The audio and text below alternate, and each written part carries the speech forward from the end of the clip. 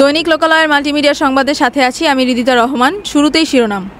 নওগাঁ বিএনপির ৪৭তম প্রতিষ্ঠা বার্ষিকীতে বর্ণাঢ্য র্যালি ও আলোচনা সভা। বিশেষ প্রতিনিধি সাইদুল ইসলাম হেলালের পাঠানো প্রতিবেদনে দেখুন বিস্তারিত।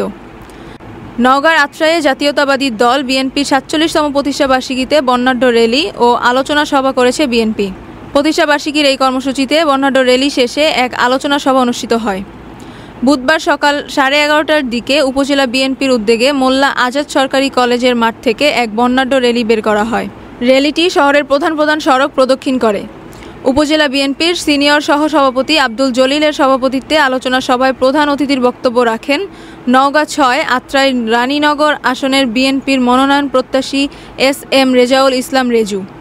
উক্ত অনুষ্ঠানে আরও বক্তব্য রাখেন উপজেলা ছাত্রদল, যুবদল, স্বেচ্ছাসেবক দল, কৃষক দল, মহিলা দলসহ ৮ ইউনিয়ন বিএনপি অঙ্গ ও সহযোগী সংগঠনের নেতৃবৃন্দ।